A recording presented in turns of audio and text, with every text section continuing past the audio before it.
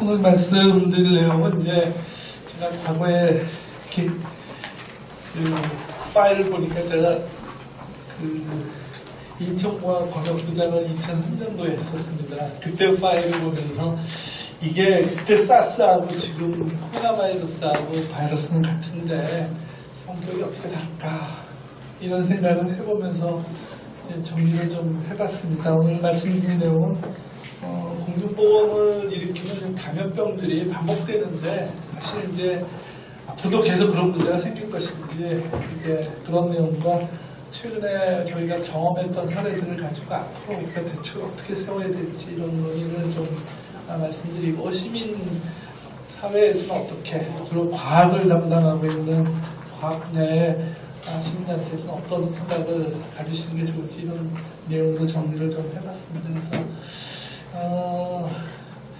1960년도에서부터 90년대까지 아마 전 세계적으로 전염병은 이제 끝났다 이런 기운이 있었습니다. 그래서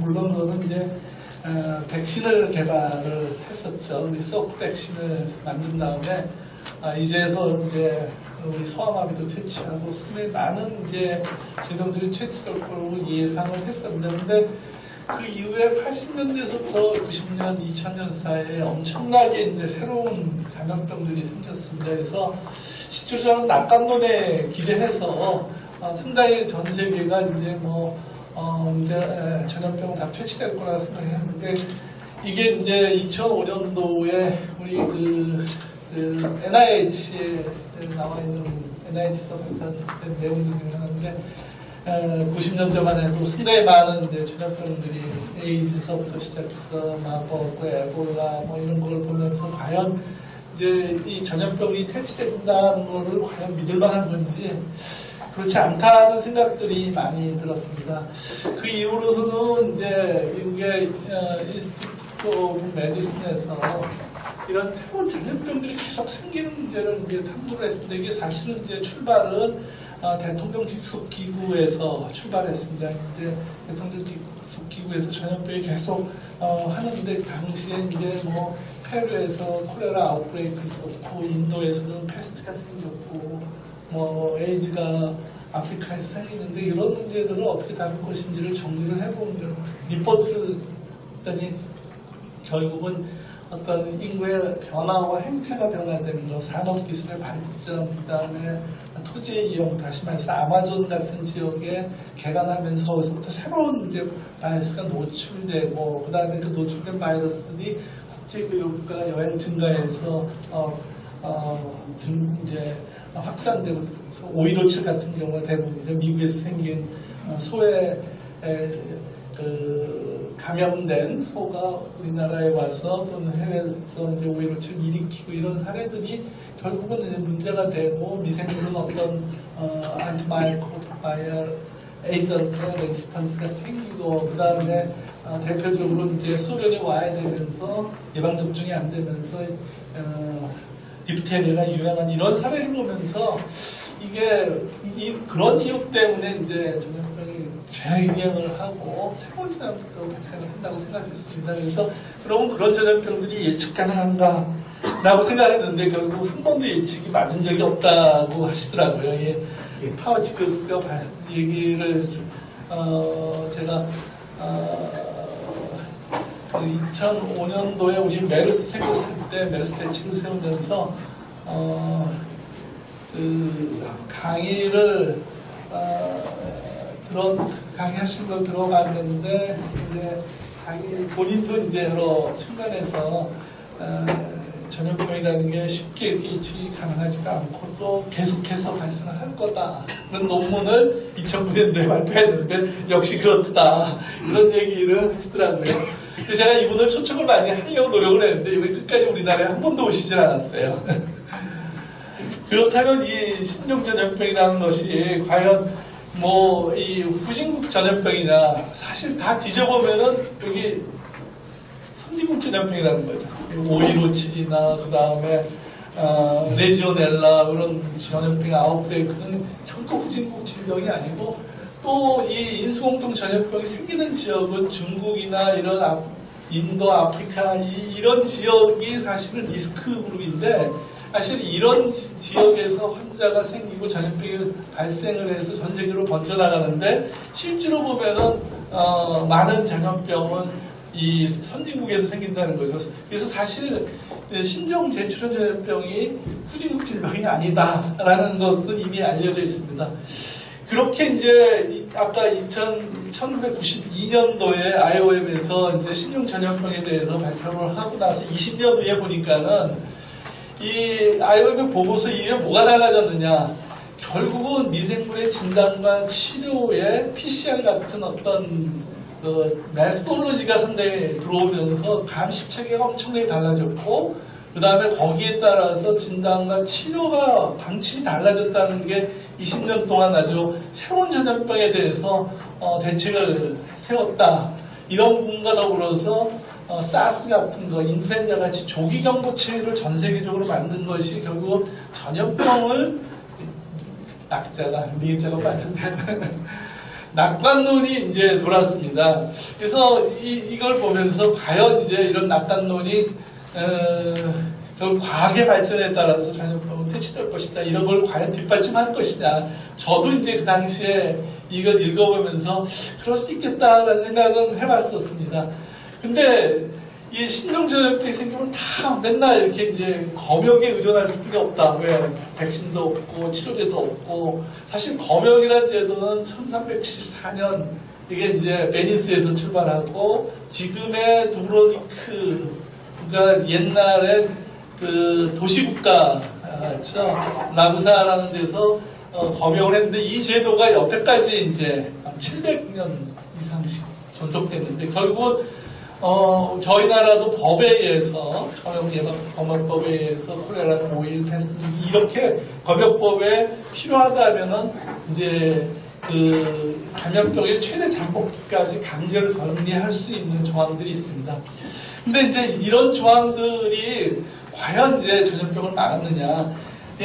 이런 조항 이외에 이 전염병이 요 몇 가지만 해당된다고 생각을 하지만 실제로 우리나라에서 이런 전염병 가지고 문제 생긴 적이 그렇게 많지가 않습니다. 그러다 보니까 WHO가 2005년도에 이 세계 전염병만 가지고 대응을 하다가 새로운 전염병이 생기면서부터 2005년도에 전염병의 파라다임의 시프트가 있었습니다. 그래서 시프트는 전에는 세계 전염병만 가지고 검역을 했는데 이제는 이 국경 간에 전파가 되지 않도록 소스서부터 막겠다는 전략을 가지고 있었고요. 세계 전염병 이후에 뭐 재난과 가까운 허리케인이라든가 어떤 지진 이런 것까지 다 보건 위기로 보고 그것도 관리하겠다. 그리고 이제 사전에 어떤 리얼타임으로 리스폰스를 하고 사전에 어떤 프로토콜에 따라서 이렇게 하겠다. 이런 것들이 이제 2005년도에 전 세계적으로 이제 이걸 적용하기 시작해서 실제로 이게 작동하기 시작한 것은 한 메르스 때까지도 작동이 안 됐어요. 2015년도까지. 그때 이제 통계를 내보니까 한 70%에서 80%까지 준비가 안 된 상황이에요. 이게 사실은 쉬운 일이 아니다라는 말씀을 좀 드리고요.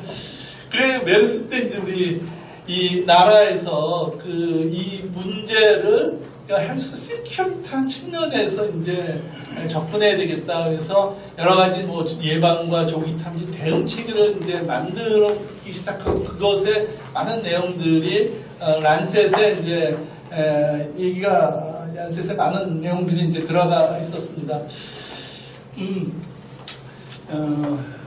이제 갈 곳은 전염병에 진료하는 곳은 이제 보건소도 없는 곳도 많고 예를 들어서 이제 DR 콩고 같은 경우에는 치료할 수가 없겠죠. 난민 때문에 또 생기고 또 약제가 부족하고 R&D 안 돼 있고 서베일런스 안 돼 있고 법도 잘 안 돼 있고 이런 부분들을 총체적으로 좀 관리를 할 필요성이 있겠다. 이제 이런 내용들이 이제 있었습니다. 그래서 이제 WHO가 그러면 어떤 전염병이 예측이 가능하고 과연 문제를 일으킨가 해서 프라이어리티 세팅을 해서 이걸 리서치하고 대안을 세우겠다 했는데 보니까는 7개까지 이제 2018년도에 만들었습니다. 지금 현재까지도 이용하는데 거기에 지금 올해 유행하고 있는 메르스, 사스 이외에 다른 코로나 바이러스는 논의에서 들어갔다가 빠졌어요. 이거는 제외했었습니다. 있습니다. 그래서 이걸 빠졌는데 하필이면 여기서 이제 발생을 하게 된 거죠. 예, 지금 저희가 옛날 다시 뒤돌아보면은 제가 이제 사스 때 권역 수장하면서 우리나라에 3명이 들어왔다고 생각을 했는데 사실은 검사상으로 이제 확진 환자는 아니었습니다. 제가 나중에 확인해 보니까. 그리고 이제 우리나라는 감염이 안 됐고 그 이후에 이제 2009년도에 전 세계적으로 이제 인플루엔자가 돌고 가까스로 이때 저희가 백신을 개발하고 타미프를 써서 미티게이션 전략으로 인해서 사망자를 한 270명으로 줄일 수 있는 사례가 있었고요. 2005년도에 우리나라에서 메르스가 발병을 해서 186명이 생기고서 38명이 죽는데 이거는 R 값이 1 미만이지만은 이거는 병원 감염으로 인해서 이제 사망률이 높은 20.5% 정도로 알려져 있습니다. 지금 이제 코로나 바이러스가 지금 유행해서 오늘 아침 현재 보면 우리나라에 15명이 발생했고 중국에서 14,000명, 327명이 사망으로 되어 있고 R값은 2.2 정도로 되어 있고 치사율도 2.2 정도라고 생각이 되고 있습니다. 사스 때 보면은 이제 유행 기간이 12월 달에 출발해서 거의 보시면 1년 정도, 반년 정도 같군요. 반년 정도 유행하는 거 보면은 아마 사스하고 네이처가 비슷하다면은 이제 앞으로 예측이 6개월 이상은 가지 않겠나 이렇게 생각을 합니다. 그때는 이제 첫 번째 환자가 홍콩의 호텔에서부터 시작해서 이렇게 클로즈 컨택트에서 각 나라로 이제 번지게 됐었죠. 이게 결국 슈퍼 스프레더 같은 역할을 사실 당시에 했는데, 그래서 이제 각 나라로 전파를 비행기에 따라서 전파가 됐었습니다. 당시에 제가 이제 시간을 찾아보니까 이때 교육용으로 만들었는데, 이때 교육용으로 만든 이유가 제가 과연 이제 검역에서의 인펙티비티가 상당히 중요한데 이 실제로 환자가 증상이 있을 때 과연 전염을 시키느냐, 이게 이제 증상이 있다는 게 열 감지 카메라를 사용해서 조기 발견할 수 있겠느냐, 이제 그런 이론을 처음에 저희들이 많이 생각을 했었습니다. 그 당시에 이제 열 감지 카메라를 처음 이때 썼는데 이 열 감지 카메라가 유효성이 있으려면은 증상이 발현하기 전에 어떤 감염을 시킬 수 있는 바이러스 로드가 그렇게 많지 않아야 되는데 당시는 바이러스 로드가 적어서 거의 무증상기에는 감염을 안 시키는 걸로 생각을 했어요. 다만 이제 바이러스가 나와서 대변은 이틀, 소변에 하루, 설사 있는 4일까지 해서 이것은 설사 질환하고 비슷하게 전파가 돼서 이제 홍콩에서 아파트에서 집단을 발병했던 사례가 이제 이런 설사 환자 때문에 생긴 거거든요. 과연 이제 우리 새로 생긴 코로나 바이러스가 성격이 어떤지는 잘 모르는데 일단 얘기 듣는 거 보면은 대변에서 나오고 속에서 나올 가능성이 있다. 그러면 앞으로 이 지금의 호흡기가 아닌 다른 방법으로도 전파가 가능하다, 이런 추론을 할 수 있는 상황인 것 같습니다. 이제 그때 당시에 이제 결국은 남한테 전파시키는 고리를 끊어야 되는데, 예를 들어서 R 값이라는 게 3이면은 한 환자가 3사람을 만들거든요. 그 다음에 또 일정한 더블링 타임이 있으면 또 3사람을 만들고, 그래서 이건 3의 자승으로 올라가는 거죠. 그래서 엄청나게 이제 환자가 불어나는데, 그러나 R이 1인 경우는 한 사람만 만들어지는 거예요. 이런 경우는 이제 이런 경우 유행을 하고, 이런 경우는 이제 우리로 말하자면 장티푸스 같이 산발적으로 계속 생겨서 없어지지 않는 전염병이고요. 없어지는 전염병은 R값이 1mm 들어가면 이제 없어집니다. 그래서 사실은 이 R값을 1로 줄이는 정책이 사실은 지금은 예방접종이나 이런 게 아니고 컨택트를 얼마나 줄일 수 있는, R값을 줄이는 방법은 컨택트를 줄이는 것뿐이 현재는 없는 상황인 거죠. 팬데믹 인플루엔자는 전반적으로 저희가 이제 그 주의서부터 경계, 다 심각, 그래서 다시 내리고 심각, 요때 저희가 백신도 개발을 해서 제 생각에 그때 당시에 한 2,500억을 써서 한 1,700만, 2,400만 명분의 예방접종약을 생산을 했고, 초기에 이제 학생 이렇게 해서 이제 그 백신의 효과 또 타미플루에 의한 미티게이션 전략에 의해서 이라디케이션이 된 걸로 저희들은 이제 판단하고 요 뒤에 H1N1 이외에 또 다른 이제 인플루엔자가 새로운 인플루엔자 또 유행을 한 히스토리 있습니다만 어쨌든 백신은 이 당시에 전 세계 유행했을 때 저희들은 초기에 봉쇄 정책을 섰지만은 이것 함에도 불구하고 환자가 생겨서 지역사회 감염이 7월 초에 생겼습니다. 그래서 그때서부터 봉쇄책을 풀고 피해 최소화로 바꿔서 예방접종, 타미플루에 의한 이제 치료와 그다음에 예방접종 이걸로 해서 이제 신종플루 대유행에 대해서 대처를 했었습니다. 메르스 때는 아시다시피 이제 우리 이제 사우디아라비아에서 우리나라에 와서 여기 우리나라 그래프입니다. 우리나라가 아웃브레이크가 생겼는데 우리나라에 2번 있었죠. 2011년도에 발생한 거는 이제 한 명으로 끝났는데 그 당시에 이제 그 에피 역학적 커브를 보면은 사실은 초기에 환자가 생기고 그 이후에는 사실 6월 25일 이후에는 거의 이제 뭐 환자가 생기지 않는데 이 초기 환자의 대부분은 말씀드린 대로 이제 병원 감염이었고 주로 슈퍼 스프레드에서 생겼습니다. 그러니까 사스하고 비슷한 형태로 뛰었었죠. 병원 감염이 주였는데 근데 이번에 바이러스가 과연 이제 저런 식으로 갈지는 잘 모르겠는데 당시에 우리 이제 그 메르스는 결국은 병원에서의 문제가 있었거든요. 하이 워크로드, 그 다음에 지역사회 공공의료기관이 적다 보니까는 환자들이 이제 하이 리스크 그룹의 환자들을 사실 공공의료기관도 이 민간의료기관도 똑같은 형태거든요. 그러다 보니까는 이제 이런 이 환자 관리가 잘 안 되고 우리나라에 이제 여러 가지 의료기관의 성격이 거의 이 워크로드가 많은 병원 중심의 이제 의료 체계고 여기서 돈을 많이 소비하는데 결국 우리나라 의료 체계에서 환자들을 다 병원으로 보내고 노인 환자 같은 경우는 다 입원돼 있거든요. 그러니까 점점점 소가족되면서 이제 이 지역사회에서 관리가 안 되니까 환자들이 다 병원으로 몰리는 상황입니다. 그래서 전 세계에서 우리나라처럼 외래 환자 수가 제일 많죠, 우리나라가. 1년에 17명씩 보고요. 이번 호스피탈 데이도 세계에서 2번째로 높습니다. 18인 정도 됩니다. 그리고 이제 롱텀 베드도 전 세계 지금 급속히 늘어나고 있는 상황입니다. 그러니까 환자들을 다 병원으로 이렇게 관리를 이제 하게 되는데 이런 상황에서 이제 여기에 가서 문제가 생겨서 유행을 했던 것이 이제 메르스였죠.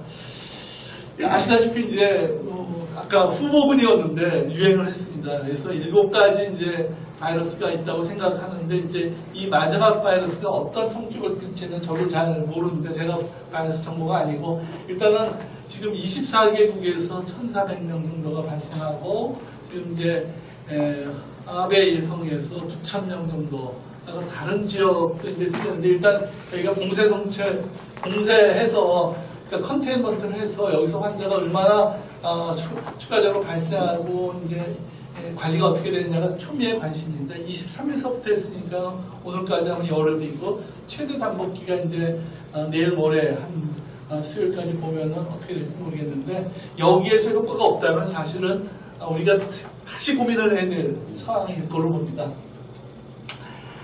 WHO에서 6가지 전략을 내놨습니다. 그래서 사람과 사람의 전파를 줄이고, 그 다음에 환자를 빨리 발견해서 아이솔레이션 시키고, 그 다음에 이제 이 환자와 사람 간의 전파를 줄이는 거는 결국은 이제 중국의 목이었는데 지금 이제 중국이 나가는 사람까지도 검역을 하고 있습니다. 그래서 검역, IHR에서 국제보건 위기 상황이 발표되면서 나가는 사람도 검역을 하고 있는데 어쨌든 중국으로부터 소스를 줄이는 게 가장 핵심이죠. 그리고 이제 우리는 2차 감염을 줄여나가는 게 이제 사실은 중요한 거고요. 그 다음에 우리나라에는 애니멀 소스는 없을 거라고 보고요. 그 다음에 이제 다음 문제는 지역사회에서 환자가 이제 많아지기 시작하면은 환자의 중증도라든가 그다음에 이제 치료, 중환자 치료 뭐 이런 부분들이 상당히 이제 닥치게 되는 문제점들이고, 그다음에 진단 시약이 부족하게 되고 치료제라든가 백신이 없어서 문제를 일으키는데, 이 부분에 대한 대책을 빨리 세우라는 게 이제 WHO의 네 번째 권고사항입니다. 그리고 지금 이제 뭐 가짜 뉴스나 생산이 많이 되는데, 이런 그 커뮤니케이션을 잘 해서 지역사회 미스커뮤니케이션이 안 되도록 하고, 그 다음에 사회적, 경제적 파급 효과를 줄여라 하는 것이 이제 또 여섯 가지 대책들입니다. 그래서 우리가 1번, 2번을 지금 해나가고 있는데, 사실 오늘 이제 과학기술 이 관련된 보신 분들은 이 엑셀러레이션을 해야 되는 고민을 같이 해주셔야지 되고, 그 다음에 언노운 이런 환자들이 급증하고 중환자가 많이 생길 때 이제 이걸 어떻게 하겠느냐, 이제 이런 고민들을 해야 되는 상황인 것 같습니다. 그래서 최근에 이제 그 중국 상황을 보면은 중국에서 실제로 환자 발생해서 이제 여기에 1월 1일이죠. 1월 1일인데 1월 2일에 생기는 환자들을 보면은 진한색이 마켓에서 생기는 겁니다. 그래서 초반기에 생겼을 때 58% 정도가 마켓과 관련했는데, 후반기 1월 1일 이후는 5.8%뿐이 안 된다는데, 사실은 이때 이미 지역사회 전파가 된 거죠. 근데 이거를 우리는 이제 이때쯤에 알았다는 거죠. 사실은 이렇게 해서 많은 환자군이 빠져나가게 된 상황을 모르고 있다가 이제 23일날 뭐 이렇게 봉쇄 정책을 하는데, 사실 이 부분이 자세히 들여다보면은 여기 있습니다. 아웃브레이크가 생겨서 CDC에 이제 리스폰스를 했던 것들이 12월달 말이고, 그 다음에 CDC가 이제 대응을 하기 시작한 것이 일주일 후, 제대로 대응하는 일주일 후고, 그 다음에 이제 CDC, 미국, 차이나 CDC에서 바이러스가 이제 확인되고, 근데 사실 제가 이때 중국에 있었습니다. 그래서 중국에서 오면서 인터넷에 떴어요. 1월 7일날 잘 모르는 환자들이 다수 이제 하베이성에서 생겼다. 그래서 이게 뭘까 고민하면서 이제 왔던 기억이 나는데, 어쨌든 초기 대응에서의 관리가 잘 안 됐던 부분들이 이제 너무 쉽게 생각하는 것 같습니다. 이게 일반적으로 유행하는 바이러스, 이 당시는 아마 검사를 안 했을 거거든요. 일반적으로 그냥 감기라고 생각했었기 때문에, 그래서 그런 문제가 초기에 이제 대응이 있었던 것 같습니다. 근데 지금 우리가 알고 있는 저 데이터로부터 우리가 이제 잠복기는 5.21이다. 그러면은 최대 잠복기 한 95% 아래 7.71이니까는 적어도 7일, 거기에 2배까지 해서 14일 동안에 우리가 격리 조치를 하면 환자가 다 걸러지겠다. 이런 이제 통계가 이제 저 통계에 의해서 우리가 생각을 할 수 있겠고요. 그 다음에 레턴트, 이게 잠복기에 요새 이제 감염이 될 것이냐 안 될 것이냐, 이제 이 부분에 대한 논란이 많은데, 결국 미니멀 레벨을 저희가 알아야 되는데 이걸 잘 모르거든요. 바이러스 레벨이 어느 정도 돼야지 잠복기에 이제 감염을 시킬 것이냐, 이 부분은 아직 이제 실험을 아마 하고 있으리라고 생각이 듭니다. 그리고 이제 R0 값이 이제 2.1에서 한 환자가 최대 이제 이게 3.5입니다. 잘못 썼네요. 2.2명까지 만들고, 그렇다면은 이제 우리가 이 2명이라고 생각했을 때 이거를 인플루엔자에 적용하면은 어떤 문제가 생기면 상당히 많은 환자가 걸려서 면역이 만들어지던가, 예방접종에서 면역이 만들어지든가, 그렇지 않고 걸려서 면역이 생기든가, 그렇게 해야 끝난다는 겁니다. 이론적으로는. 근데 사실 이 바이러스의 성격을 모르기 때문에 저희들이 이제 어떻게 진행될지는 두고 봐야 될 것 같습니다. 아까 다시 이제 돌아가겠습니다. 파우치 교수가 얘기했듯이 계속되는데 이게 도대체 우리가 뭐 대안이 없는 거냐. 저로서는 이제 뭐 공무원 할 때 이게 여러 대책들이 이론은 있으나 실행하는 부분들 무지 어려운 게 있고요. 또 하나는 이론도 없는 경우, 모르는 경우, 지식이 없는 경우, 이런 한계점이 있고, 그렇지만 우리는 퇴치를 하고 싶은데 여기에 도달하기까지 사이언스 받침이 돼야 되고 예상과 행정조직이 받침이 돼야지 사실은 이 갭이 미어지는데, 우리가 고민하는 이제 알고 있는 내용들, 여태까지 뭐 우리가 서베일런스로 해서 알아야 되는데 지금 방법 진단 방법 PCR인데 빨리 하죠. 혹시 이제 다른 방법이 있을까? 뭐 이런 고민들을 앞으로 미래에 좀 더 해봐야 될 것 같습니다. 작년에 어느 뭐 캐나다에서는 AI로 예측을 해봤다든가 뭐 이런 일이 있었는데 실제로 우리가 조기 경보 체계를 만드는 이 체계가 지금의 서베일런스 가지고 실제로 조기 감시가 되겠느냐? 나중에 저희가 2009년도에 인플루엔자를 겪고 나서 제가 인터뷰를 부탁을 했었습니다. 도대체 환자를 증세가 얼마나 생겼고 그 중에 얼마나 치료받고 치료를 얼마나 해보니까는 실제로 예측되는 감기 증세 환자가 우리가 시뮬레이션 한 거하고 그러니까 의료기관하고 하면은 실제로 상당히 많은 부분들이 의료기관을 찾지도 않았으면서 실제로 우리가 알고 통계보다 많은 사람들이 실제로 많이 생겼더라. 경증의 환자. 사실 저런 거는 잘 안 걸려들거든요. 그래서 실제로 환자 규모를 알기가 어렵다. 그래서 우리가 이런 서베일런스를 강화해서 조기에 발견하는 이런 서베일런스를 어떤 과학적 방법론에 의해서 좀 더 빨리 유추해내고 추출해내는 방법이 없겠느냐. 이제 이런 것들이 이제 사실은 시행하는 입장에서 필요할 것 같고요. 사실은 이제 모든 전염병 백신 개발과 진단 치료가 있어야 되는데, 몇 가지 전염병은 이제 퇴치를 하려고 합니다. 홍역, 폴리오. 뭐 이런 거는 커버리지만 높이면 되고 이건 예산만 있으면 상당히 많이 이제 우리가 할 수 있는 많은 전염병들이 어떤 과학적 뒷받침에 의해서 이제 해결이 되는데 여기 파우치 교수가 또 있는데 제가 몇 년 전에 한 2, 3년 전인가 에이즈에 이게 제가 레지던트 때 이분이 발표를 한 글을 읽었어요. 그때 에이즈 첫 환자에 대한 리포트를 했는데요. 그 리포트를 처음에 안 실어줬다 합니다. 이게 이상해서 안 실어줬는데 그래서 결국은 내과 학회지에서도 퇴짜 맞고 모르다가 나중에 실었습니다. 그래서 제가 그분 생각이 나는데 그 당시에 이제 에이즈를 처음으로 발견했던 분인데 결국 이분이 에이즈를 끝내겠다는 선언을 했습니다. 저도 그게 이 강의 감동적이었는데 여기 보면 백신과 치료제, 뭐 칵테일 세라피 여러 가지 방법 없는 조기 발견 뭐 이런 여러 가지 백신에 의해서 이제는 퇴치가 가능하다 이런 말을 하시더라고요. 그래서 30년 정도를 하나를 쏟으니까 뭔가 좀 작품이 만들어지는 것 같다 이런 생각이 언뜻 들었습니다. 이 강의 때. 그래서 결국은 진단과 치료 백신 개발이 앞으로 해야 될 우리들의 과제라고 생각했는데 제가 작년 한 해 동안 WHO에 바로 이 부서에 메르스 담당하는 그 부서에 가 있었습니다.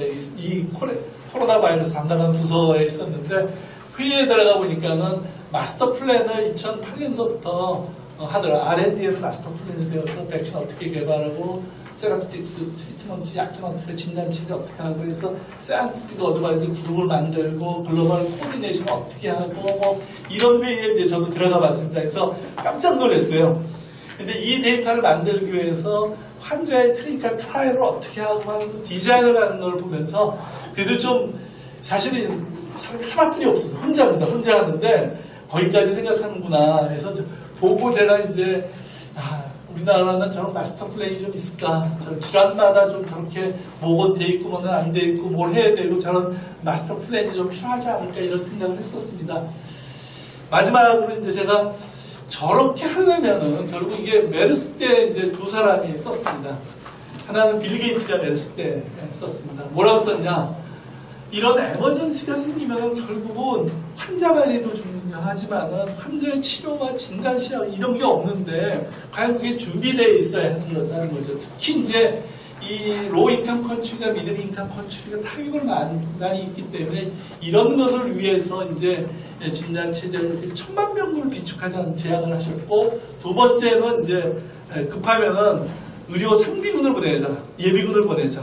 그래서 항상 의료 예비군을 사실 이게 MSF 모델이거든요. MSF처럼 위중한 질환은 안 가게 되거든요. 치료를 안 하게 되거든요. 그래서 이제 치료를 하자고 했고 하나는 이제 우리 과학기술협회에서 록펠러 재단에서 빅터 만나본 적이 있는데 이분이 이제 몇 가지 제안을 한 것 중에 제가 이제 뭐 글로벌하게 대처를 하기 위해서 프론트라인에 각 나라들은 어떻게 해야 되고 그 다음에 이제 여기도 역시 액셀러레이션 리서치를 강화시켜야 되는데 필요가 10억 달러 정도인데 이걸 10분의 1 정도뿐이 없더라 매년. 그래서 여러 가지 장애 요인이 있더라 이제 이런 말씀을 하시면서 결국은 투자를 해야지 질병에 대한 대책이 이제 세워지지 않겠느냐 그런 것을 제가 이제 요 두 분의 기고 논문을 보고 이제 말씀을 드리면서 엉뚱해 주셔서 감사합니다.